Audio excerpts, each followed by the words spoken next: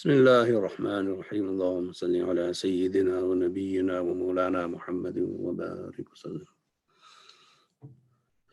Alhamdulillah, Allah subhanahu wa ta'ala has blessed us with so many different types of gifts, blessings, inamat, that we don't have enough words to praise Him, to thank Him.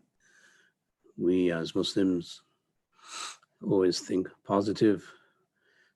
We think positive because the Quran starts with the most positive statement any book can start with. Alhamdulillah Rabbil Alameen, all praise is due to Allah, who is the Lord of the worlds. This positive introduction to Allah is what gives the Muslim an edge over everybody else in the world, because a Muslim's outlook is based on optimism, is based on following the Sunnah and the Seerah of the Prophet Muhammad sallallahu alaihi wasallam. A Muslim's ability to make something out of a negative and a very pessimistic situation is very unique, and we only have Allah and His Rasul and the Sahaba to thank for this great ni'mah of positive thinking. A Muslim is not a Muslim if he or she is a pessimist, or if he or she doesn't know how to look at negative situations, because Allah subhanahu wa ta'ala has given us guidance throughout the Quran, through the examples and parables that are there in the Quran, in the Hadith, and also through the life examples and role models of all the prophets alayhim salatu wassalam. Allah subhanahu wa ta'ala, when He is giving Musa alayhi salam prophethood, and He's making him one of His closest servants, reminds him of all the positive events that took place in Musa's life. But if you were to take a step outside of Musa's life and see all the issues that he faced and his mother faced and his family faced, then you might have a different opinion. You might be a very pessimistic journalist or a historian who has a negative slant to everything that happens in the world. First of all, Musa alayhi salam is born at a time when Fir'aun wants to slaughter every male child that is born. And then Musa alayhi salam's mother puts him in a basket in a river, hoping that the basket won't go somewhere or the baby won't drown. That seems to be a very kind of negative or pessimistic way to save your child. But anyway, Allah saves him, as we know. And then Musa alayhi salam is raised by his own mother, and then he's raised by the Fir'aun. And then he escapes Fir'aun because of a mistake that he made, killing someone. And then he runs away to the desert and all of that. So Allah subhanahu wa ta'ala frames all of these events as a positive. These are positive events in your life that helped you become you. This was for your development, and it is because of this development, understanding and framework that we have that the Quran says, Rabbil Alameen, the Lord of all the worlds, because He develops people and He takes them to their term through phases, through ups and downs, and through ins and outs and meandering of life. The vicissitudes of life are always going to be coupled with good events and bad events. That's just the nature of life.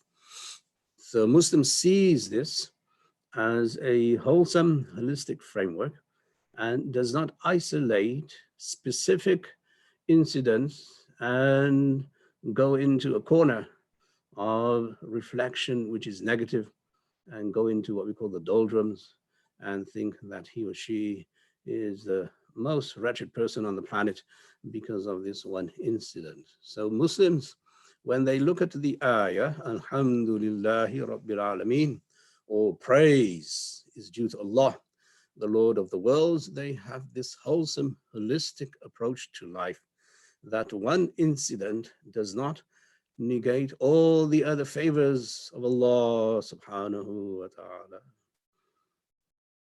In this context of the virus, we see obviously there are many negatives and many points of fear, which are normal and natural, many points of disappointment, which are normal and natural. But when you take a step back and you look at everything else that Allah has given, then you're bound by your own conscience to thank Allah, to appreciate what it is He has given us: the sun, the moon, the stars, the planet, the earth, the air that we breathe is still there.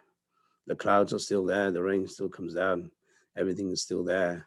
All the elements of nature are still there. The animals are there. The birds are there. Everything is there for our benefit and for our consumption. What has changed is a lifestyle.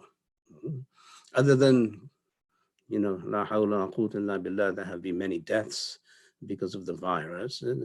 Nothing really has changed for the Muslim, because a Muslim's life is about showing gratitude towards Allah and to appreciate whatever He has given him, because Allah is the one who is his Lord. He is his Rabb. Allah is the one who develops every human being and develops every Muslim, allows the Muslim to build a bridge from him to Allah. And this virus has done exactly that we as Muslims now know definitively, if we did not know before, that one day we're going to die. And inshallah, Allah protect us all and save us all from this virus. But that's not going to take away the reality that we have to die. So in this situation, what Muslims can do is think about their will. Think about what to leave for their children when they die. Think about what they need their children to do after they die. And think about what he or she needs to do before they die in preparation for death. This virus and this isolation is an opportunity for Muslims to ponder, to reflect, to meditate, to think about what's going to happen to me when I'm alone in the grave. This is a positive spin. This allows you to have a stronger relationship with Allah, allows you to be more grateful for the life Allah has given you. The fact that you can't party and you can't socialize and you can't do the things that you were supposed to do, that becomes secondary, because life at the end of the day is very serious. And we must see that as being serious. Inshallah, hopefully, the virus will go away and hopefully life will return to some kind of normalcy, whether it's now 6 months, who knows? Only Allah knows what's going to happen. We don't know. But we must take this opportunity to reflect and count the numerous blessings Allah has already given us. One of those blessings is Islam itself. As a Muslim, what has changed? We can still say the Shahadatain, Ashhadu an la ilaha illallah, wa ashhadu anna Muhammad Rasulullah, abduhu wa rasuluh. We can still do our salat on time. We can still give zakat and sadaqah. We can still fast. We can't do Hajj or Umrah, but that's just a circumstance, and we are not obligated to do Hajj or Umrah in these circumstances, so that's not an obligation anymore. We can't do Jummah, which is not an obligation anymore, and maybe not even Eid, which also will not be an obligation. What we have to remember is that in these times when we feel sad and disappointed that we can't go to the masjid and we can't offer Jummah, there's a certain feeling of despair And there's a certain loss in the mind and psyche of every Muslim who's attached to going to the masjid for Jum'ah and for Salat and even Eid. So in these circumstances, the Prophet ﷺ said, a Muslim will be rewarded twice. One for offering the Salat and fasting at home, and the other for bearing and being patient with the idea that they can't perform a certain duty the way they want to. So that's a double bonus for all Muslims, that in these days, when we're not able to go and we want to go, then Allah will give us double the reward. And that is a huge blessing. This is the positive component of Allah's rububiyyah. Allah's developing a Muslim's mind and psyche towards something that is much more positive and much more, inshallah, promising for us both in this world and the world hereafter. So a Muslim must not be annoyed when a Muslim is not able to go for Jum'ah or even perhaps Eid, because Allah will reward you twice over. One for being at home and staying safe and doing whatever you can do at home, and the other for bearing and being patient. The sabr there that Allah gives us is enough to hopefully get us into Jannah, because the Prophet ﷺ said that Allah subhanahu wa ta'ala looks at a servant's rank in Jannah, and then he sees that this servant is not doing anything near the amount of good deeds that he needs to reach that rank in Jannah. So the Prophet ﷺ said that Allah will then send a certain difficulty upon this person, and the Muslim will bear the difficulty with sabr and patience, and because of that sabr and patience, he will reach the ranks that he needs to get to in Jannah. This is called rububiyyah. This is called training. This is called developing the Muslim so that a Muslim has a better relationship with Allah subhanahu wa ta'ala. This is the positive. And a Muslim is always going to look at the positive. Yes, you're going to lose a bit of the dunya. You're not going to have parties. You're not going to have that entertainment. You're not going to have that value. But when you look at things, then perhaps even that's a good thing, because Allah has minimized the opportunities and abilities in Muslims to commit sin. Those who are, God forbid, into drinking, they can't drink. Those who are unfortunately into fornication, adultery, they can't do that. Those who are deceiving their husbands or deceiving their wives, they can't do that.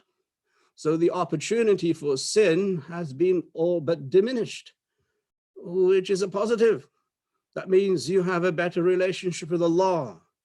And Allah is more pleased with you now because of your patience, because of your sabr.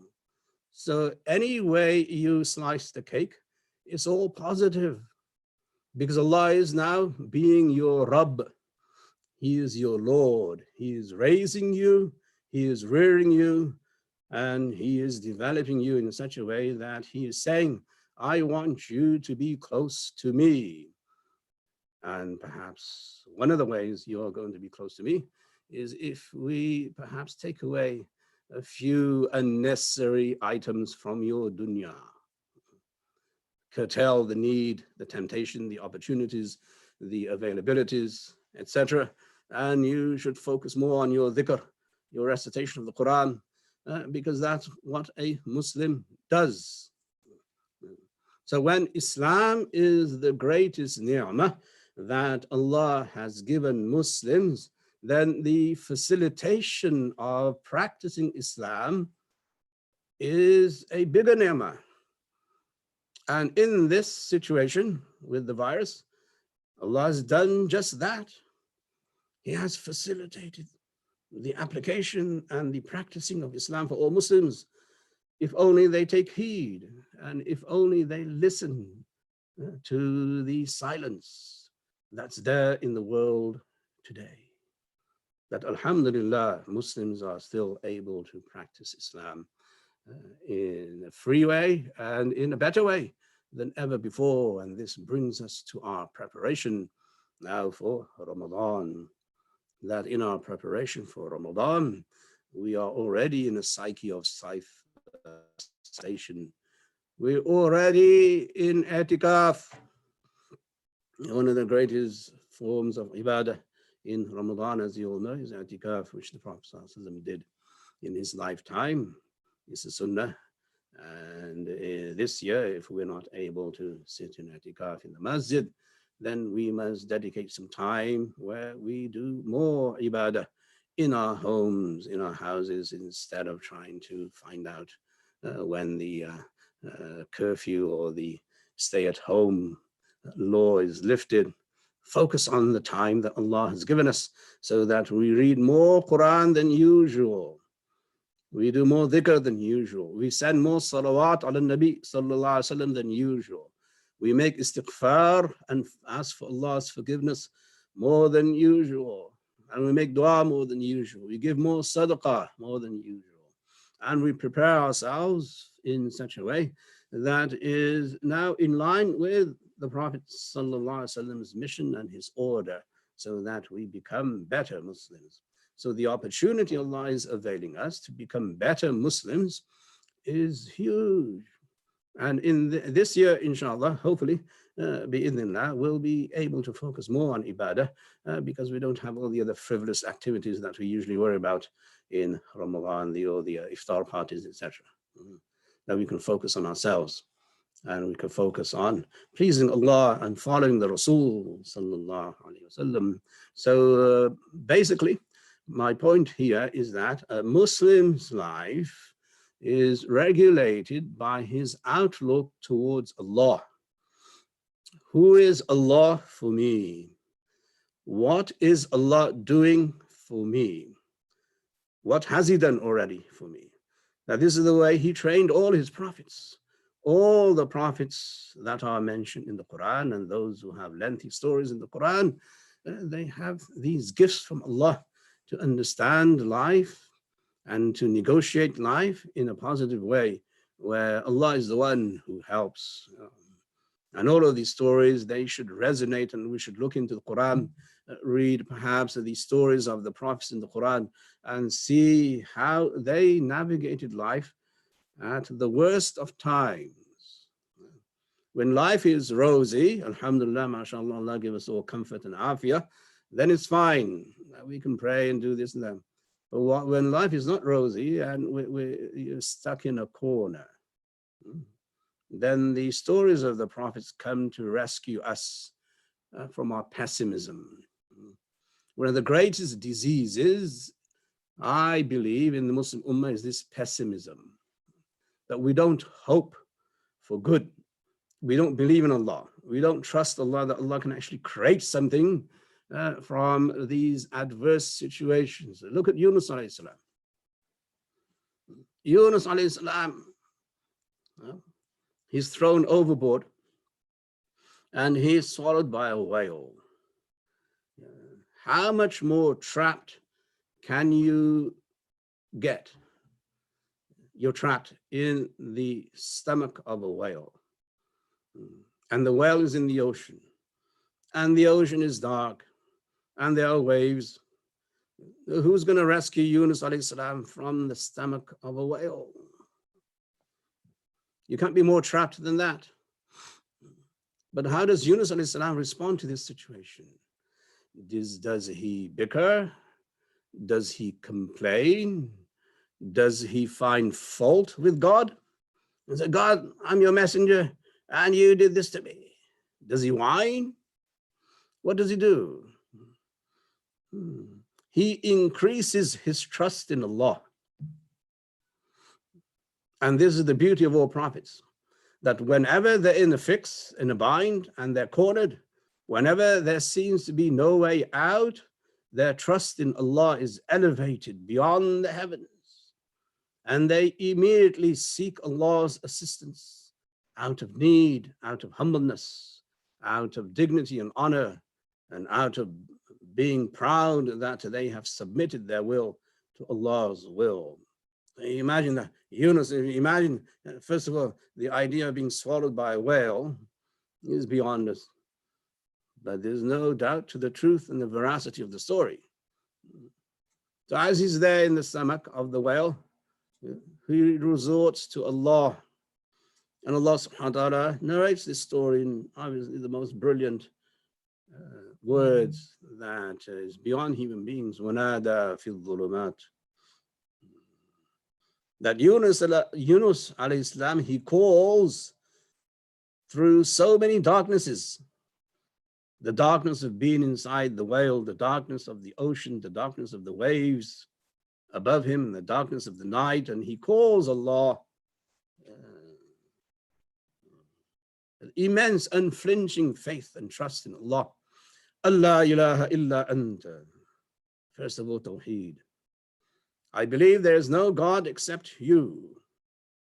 You are still my Lord, you're still my God. I still believe in you. I have Tawheed in me. I believe you are a creator and you are the only creator. I trust you and I love you. La ilaha illa anta. Subhanaka. You are glorified. You are beyond reproach and you have no deficiencies in you. Subhanaka. You are beyond and above any deficiency. You are capable of doing anything. Inni kuntu min al-zalimin. But me, I'm from those who are oppressors. I'm a wrongdoer. I'm a wrongdoer. I'm from the oppressor. You are beyond all this. You are my Lord. You are my maker, my creator, and so on. This is the love and dedication and trust that Yunus displays. And Allah uses this story several times in the Quran to show the reader of the Quran that this is nothing except positive, that when you have this story and you use this story as a parable in your life, so if you're in a fix, in a bind, and if you're cornered in life, what you don't do is give up hope in God. That's what you don't do. And this is to the atheists who might be hiding in their closet in the community, that where are you now? In this virus, where are you? You have nowhere, nothing to turn to. Whereas the Muslim always has Allah to turn to, always has Allah to ask, always can rely and believe in Allah. So whether it's in this world or in the other world, their hope is in Allah. If, for God forbid, some reason you die, then you have the akhirah to look forward to. And in the akhirah, Allah will reward you for your patience, for your endurance, for the fact that you died because of this, God forbid.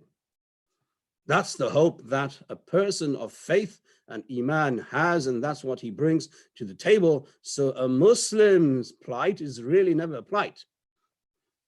There's always a positive framework within which a Muslim thinks, because he believes in Allah. And when Yunus salam is now asking Allah through these words, La ilaha illa anta subhanak inni kuntu min al-zalimin, he is repeating these words. He's saying these words time and time again. Yeah. Obviously, the unfortunate, we have so many groups in the Muslim Ummah today. Some of them actually say that you don't need to bribe God. Why are we sitting there making dhikr and making dua? He knows. If he knows, then he'll help you. The point is not bribing God. The point is to show your complete inability to do anything for you. You are submitting yourself to Allah and saying, La ilaha illa anta subhanak. So not bribing God, you're showing how deficient and incapacitated and handicapped you are. And that's the point of being a servant of Allah. The servant of Allah is always going to say that I have nothing and you have everything. So the point of dua and dhikr and repeating tasbih and salawat and nabi and istighfar is to show our humbleness and our gratitude towards our maker and our creator. And then Allah subhanahu wa ta'ala says to all of us, فَنَجَّيْنَاهُ مِنَ الْغَمِّ.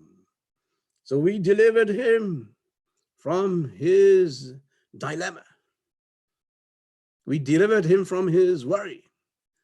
We delivered him from this misery. وَكَذَلِكَ نُنْجِ الْمُؤْمِنِينَ. Then Allah promises to the readers of the Quran that thus, likewise, we will deliver all believers. So if you have faith and Iman and you believe in Allah and you believe in the Quran and you believe in the stories of the Quran and you believe in the prophets, which is part of your Iman, then Allah will help you. But that help is not regulated or decided by the form of help that we envision, which is another point. Huwallahu al-khaliq al-bari al-musawwir, the one who fashions, al-musawwir, the one who paints the picture. So it might be that the way you think God should help you is not the way Allah wants to help you. He may want to help you in a very different way. So you don't want to pinpoint and ask and demand, God, help me this way, because that way may not be good for you eventually. So you have to leave it to him. You submit to him. Help me. Which way? Whichever way you choose. But I need your help. You don't demand that God works and acts in this way. You can't do that, because then if you do that, you're not a servant. You're not an abd. You're not a slave. You're not a worshipper. Then you have you in front of God that you might as well be your own God. Anyway, so Yunus alayhi salam, he's saying this, reading these words in the belly. And then a few days later, Allah subhanahu wa ta'ala tells the whale to vomit everything out, which they do.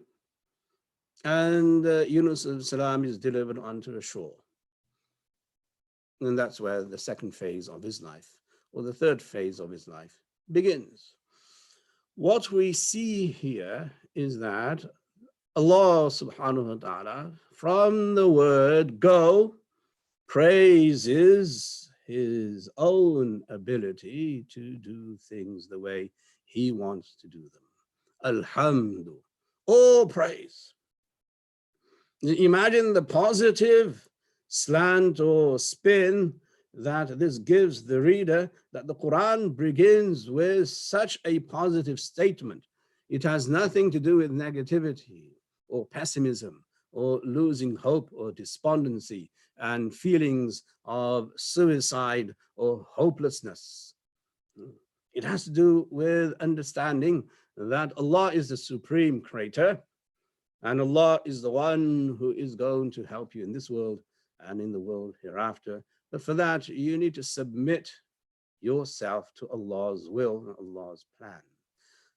We don't know what Allah's plan is through this virus. We don't know the secrets of his rububiyyah, of how he is testing us. We don't know what the outcome will be.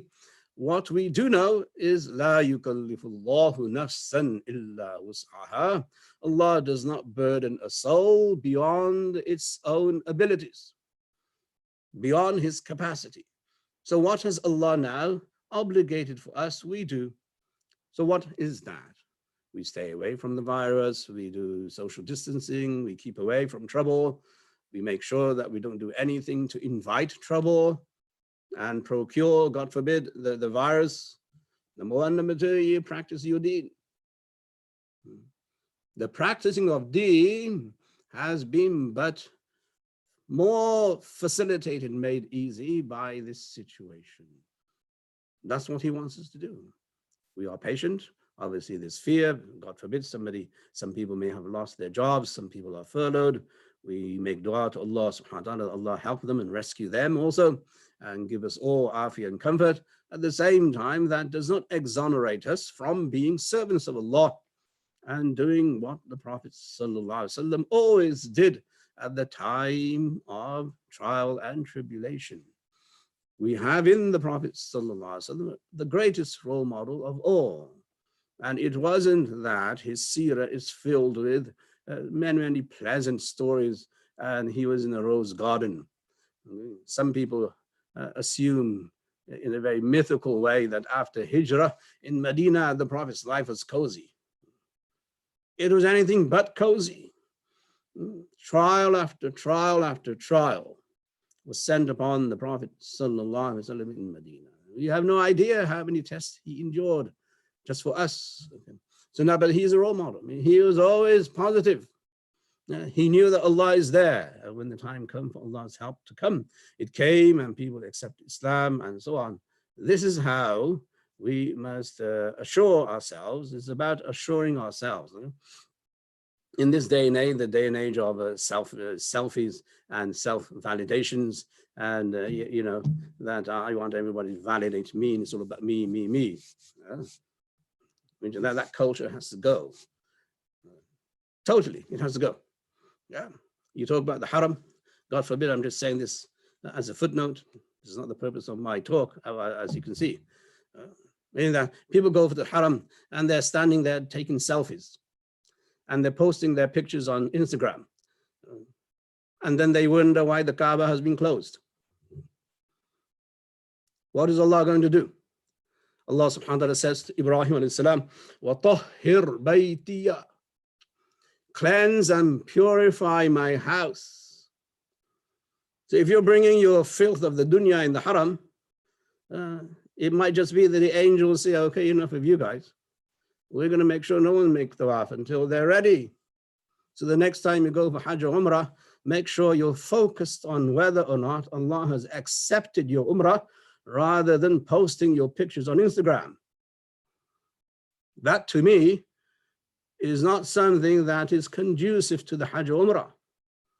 That shows that you're in this selfie mode. You want people to validate the fact that you're in the haram. And the Quran doesn't like this approach to ibadah, being showing off and etc. Anyway, as I said, this is a footnote.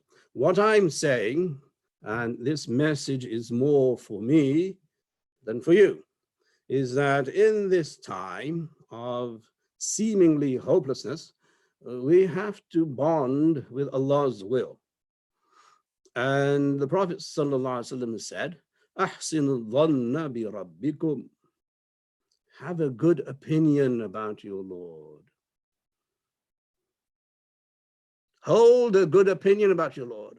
Hold your Lord in kindness and goodness and generosity and subtlety and grace and mercy. Don't be so pessimistic that you feel it's already doomsday, because God forbid, if it is doomsday, this will be Jannah.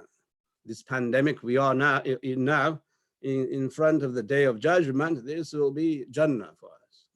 You have no idea. You read the Quran and you read those ayat that speak about the day of judgment.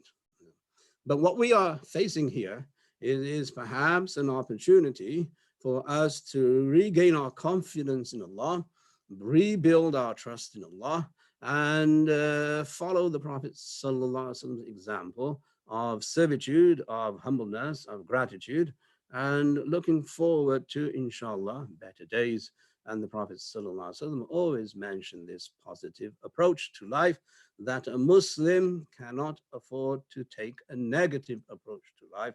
That's not the way Allah works. So at the time of great difficulty, he instructed the Sahaba to be patient. Always patient. Patience after patience after patience.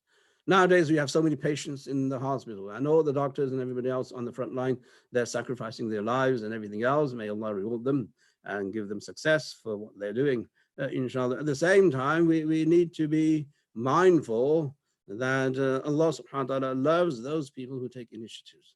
What is the initiative we need to take? Yeah. That there is evidence based on medical knowledge, which is great. Alhamdulillah is good, although nobody knows too much about the virus at the moment. But there are some health guidelines that we must adopt, and we're doing that, hopefully, inshallah. That's a no-brainer. The other guidance comes from wahi. And wahi came to the Prophet ﷺ, and that is what Allah is saying to the Prophet ﷺ in terms of a universal, wholesome, holistic understanding of how diseases are and how tests are in the scheme of the divine. So the Prophet ﷺ said, Yanzilul bala, that the bala, the difficulty, the problem comes down to earth. It descends. And then he said, يُعَالِجُهُ الدُّعَاء. Superb statement. But this statement is based on wahi. It's not based on mundane knowledge or medical knowledge. It is based purely on wahi, and wahi trumps all forms of knowledge. So the Prophet ﷺ said that the way you cure and treat these tests and problems and sickness along with your health guidelines is dua. Yeah. That you must take time after each salat to make dua that this virus is lifted. You must take time after each salat to make dua for the ummah of Muhammad ﷺ who have been killed because of this virus. And you must take time out after each salat or any time in the day when you make dua for the survivors.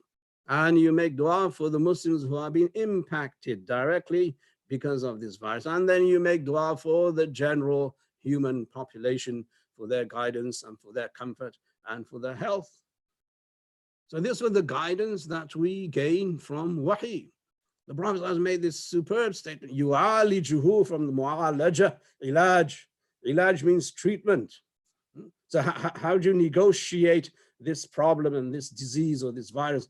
The Prophet said, yes, you stay away, make sure you don't do anything stupid, that it comes upon you. At the same time, you must resort to assistance from the divine, because he is your Lord. He is training you. He is raising you. He wants you to become close to him. You realize that this is a time for me to become close to Allah subhanahu wa ta'ala. And with this mindset, we go into Ramadan in the mindset of total obedience, total servitude, total humbleness in front of Allah subhanahu wa ta'ala. With this mindset, we fast.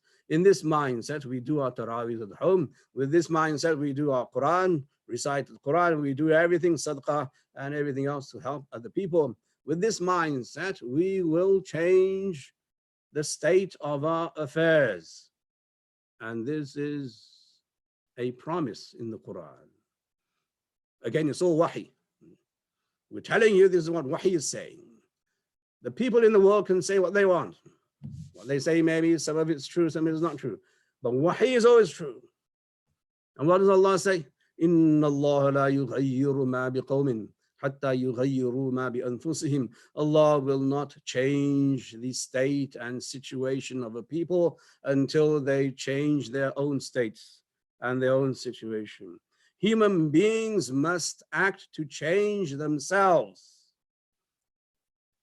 If you act to change yourself in the way you see God, in the way you worship him, in the way you behave, you make tawbah from every sin you've committed in the past, and you say to Allah, we will no longer, inshallah, through your guidance and tawfiq, we won't go there anymore. Then Allah says, Allah will change your affairs. Allah will change your state. Allah will change your situation. This is a promise. But until all Muslims collectively, as the Quran says, وَتُوبُوا إِلَى اللَّهِ جَمِيعًا, that all of you collectively, أَيُّهَا الْمُؤْمِنُونَ, O believers, all of you collectively must make tawbah and come back to Allah. Once we make this resolve and our resolution for Ramadan, then this Ramadan will perhaps be the best Ramadan ever. And we make dua that it is. And we make dua Allah subhanahu wa ta'ala gives us himma and determination. And we make dua Allah give us afiyah and comfort. And we make dua that Allah removes and lifts this virus from us forever. And we make dua that Allah subhanahu wa ta'ala protects the ummah of every individual member of the ummah of Muhammad sallallahu alaihi wasallam is protected. And we make dua that Allah showers his blessings and fadl upon us now in Ramadan and after Ramadan. Amin ya Rabbil Alameen. Wa sallallahu ta'ala ala khayri khalqi.